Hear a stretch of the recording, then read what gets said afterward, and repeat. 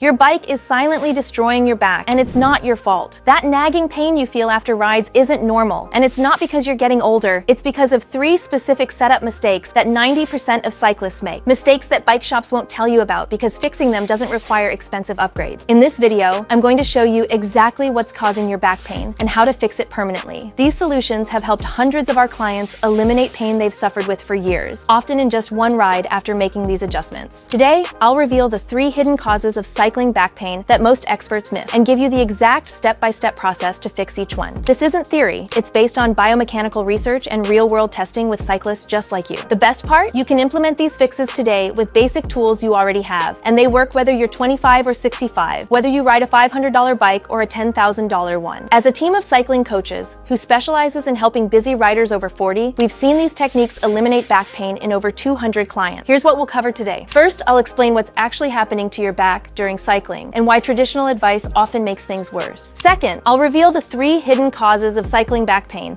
that 90% of bike fitters miss. Third, I'll give you a simple diagnostic process to identify exactly which issue is causing your specific pain. Finally, I'll walk you through the step-by-step fixes for each problem with exact measurements and adjustments you can make today. Let's dive in and fix your back pain once and for all. To fix cycling back pain, we need to understand what's actually happening to your spine on the bike. Most advice gets this completely wrong. Your spine naturally has a curve in the lower back called lordosis. When you bend forward on a bike, this curve gets challenged. But contrary to popular belief, the problem isn't usually the forward bend itself. It's how your body compensates for poor positioning. Here's what's really happening. When your bike setup forces your body into an unnatural position, certain muscles have to work overtime to stabilize you. The primary culprits are the quadratus lumborum muscles. These small but powerful muscles connect your lower ribs to your pelvis. When they get overloaded, they develop trigger points and generate pain. The second major player is your glute muscles. When they're constantly tight from compensating for poor position, they can cause pain that radiates down your back and even into your leg, mimicking sciatica. What's fascinating is that this pain typically disappears quickly once you're off the bike, usually within minutes or hours. This is the key sign that your pain is positional rather than structural. If the pain lingers for days, there might be an inflammatory component, but for most cyclists, it's purely muscular overload from poor positioning. Now, there's an important distinction to make. About half of cyclists experience one-sided back pain, while the other half experience pain on both sides. This distinction is crucial because the causes and fixes are different. One-sided pain almost always indicates an asymmetry issue. Your body is twisted or tilted on the bike. Bilateral pain usually indicates excessive pelvic rocking or overall poor positioning. We'll address both types. Now let's dive into the 3 specific causes of back pain that most cyclists and even professional bike fitters often miss. This is the single most common cause of back pain in cyclists, yet it's constantly overlooked. When your saddle is too high, you can't reach the bottom of the pedal stroke without rocking your pelvis. This constant rocking overloads your stabilizing muscles and creates pain. What's interesting is that most cyclists with this problem don't feel like their saddle is too high. In fact, many have been told by bike shops to raise their saddle for maximum efficiency. But efficiency means nothing if you're in pain. Here's how to tell if your saddle is too high. If you notice your hips rocking side to side when you pedal, or if you have to reach at the bottom of the pedal stroke, your saddle is too high. Another telltale sign is if your back pain gets worse when climbing hills. This happens because you naturally drop your heels when climbing, which effectively makes your saddle even higher. What's even more interesting is that most cyclists with one-sided back pain have this issue. When your saddle is too high, most people don't sit symmetrically and overextend both legs equally. Instead, they favor one side, usually the right side if you're right-handed. This creates an asymmetric pedaling motion where one side of your back is working much harder than the other. Over time, this asymmetry can even cause your sacroiliac joint to jam up, creating chronic pain that's much harder to resolve. This is why fixing this issue early is so important. The second major cause of back pain is excessive reach, the distance from your saddle to your handlebars. When this distance is too great, your lower back is forced to overextend,